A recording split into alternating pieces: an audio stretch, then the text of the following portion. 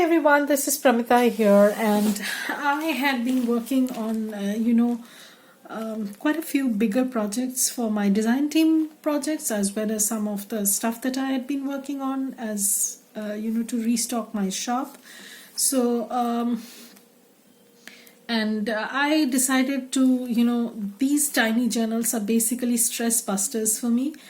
And I decided to go, make a smallish kind of journal.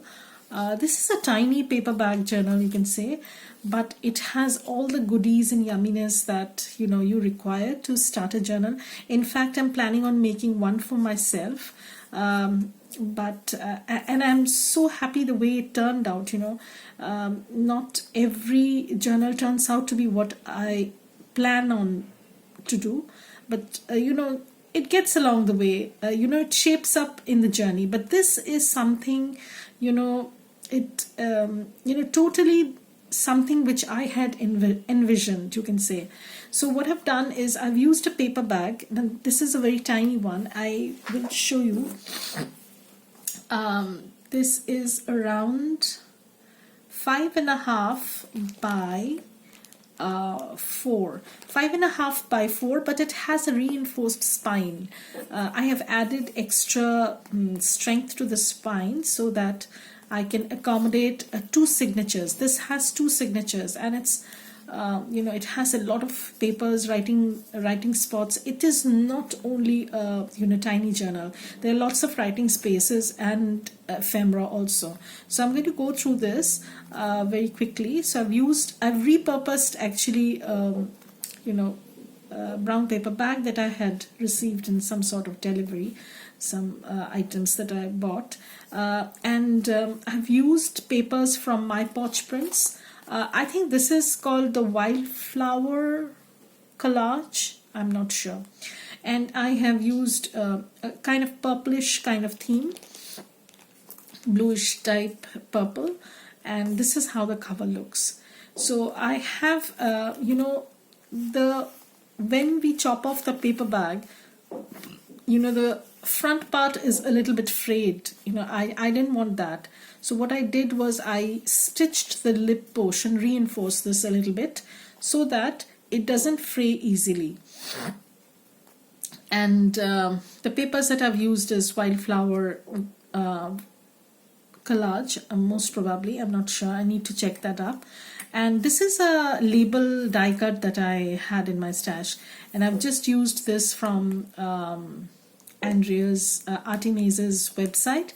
This is a freebie from her website, and I have layered this with a little bit of lace, and there is a front pocket, so you have these two. I'm sorry about the noise. My neighbors are super noisy today. And this is how it looks. So this is an ephemera from from my Poch prints, and ephemera pack sort of thing. So I have just made this into a pocket and added 2 tickets that you can use in your journal. They also came in the kit. So I'm just going to tuck these in, and this is how they look. And at the back you have again some reinforced part. So, and I have not stitched the whole the paper bag mouth, because what is it, a paper bag, if I don't keep that gator mouth sort of thing. So what I've done is I have added a tiny booklet of sorts. This is just an assortment of papers that you can use while journaling. I'll just show you. So this is just an assortment of various types of papers that I had used in this journal, and I have just added them to the stash, this envelope stash. So that goes in here, and this is the closure. So that smoothly glides into this front pocket, so you can access that. And this is the front cover. So I'll go through this. This is the front cover, and here is a lace pocket. I've done some silk applique work over here. I've just stitched this basically, and inside you have this paper. This is from Artemaze, and some background papers from Artemis, and these are some of the tags that I made from the papers that I used, you know.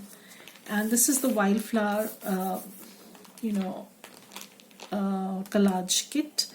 So I kind of was planning on using this, but I didn't know how I'm going to use this, because I really love these papers. It's so up my alley. You know, they are colorful, but they are muted, and they have this greenish kind of hue to them, and it's lovely. You know, it's absolutely gorgeous. And these are the ephemera that I also have got from you know, my Poch prints. So I've used some tabs, some stenciling, light stenciling is also there. I hope you can see it. And some papers, tea-dyed papers, lined papers, and there is again some sort of stenciling. Some ephemera that I have used just to decorate the page, so you can journal over here. So I really want to you know, do a start to finish kind of project with this and film and show you, but you know, it's very difficult to show a complete process, especially of journal making, because it involves so many little things, which is very difficult to film. I don't know how people do it, but it's really difficult. It's like a, you know, very hard task for me, it seems. So this is another pocket that I made, and I've added some pom-pom trim. This is a lace snippet that I've added as a, you know, top tab sort of thing. Again, some lined paper, some blank paper, some half page that you can use. Here is a tag from the kit, and this is a music paper. Over here you have another pocket, and I have put in some ephemera. Most of the pockets come with some kind of ephemera or the others, so I've tried to put in as much as possible. So this is another you know, tiny card sort of thing, and this is the center of the first signature. So this is the first signature, and absolutely gorgeous pages. So I don't know, I plan on making one for myself, but I'm also trying to make another of this. I don't know if I'll be able to do it quickly, because you know, this is easy process as such, but it has so many tiny things that I want to keep in mind and not miss. So this is again one of those purple ephemera that I've used. I think this is a journal card, so you can use that. And sorry, so this is just a, you know, embellishment that I've put on the page, and you can journal over here. There's plenty of space. This is a half page, again some fold out pages. It adds a lot of space in your tiny journals, you know. So this is another lined page. This is another cluster that I have done with the lace trim that I have, and I think it looks nice. Again, one of the tags over here, and this is the back, and here is a tab which I have punched and added some you know, charm to it, and beads also, so that it dangles, and I've reinforced the whole a little bit. Again, some lined paper, some dot grip paper. This is another pocket, and I've just added a journal card to it. So this is the end of the first signature, and the second signature begins. This is the second signature, and this is a tag that I made. And this page has again some beaded charm, very coordinated with the colors that I have been using in this journal. Some journal cards that I have made, so you can journal over here, and this is also the same. So you have two journal cards, which I'm going to, you know, and here is a lined page, some lace pockets over here, and at the back there is another tuck spot. So you have that. Here is a small cluster sort of thing that I did. Again, some lined pages, some small half pages, some fold out pages. Now this folds out. So you will have enough journaling space. And what I like about smaller journals is not only do they take off pressure from the person who is writing, but it's very accessible. You can keep it in your bag, you can do journaling on the go, and still it's pretty. Like, you don't need to work much, you know. So here is the middle page. And I've added some pom-pom trim over here, some fold out page, again some slight stenciling. There is stenciling throughout, you know, not too much, because some tab, then some stenciling, and this is the back of the lace page. There is again some tab over here, some lined page, again there is a top tab sort of thing, and some fold out page that I've embellished with a feather sort of thing. This is the last page, and here you have a small tuck spot whereby you can, you know, journal and write.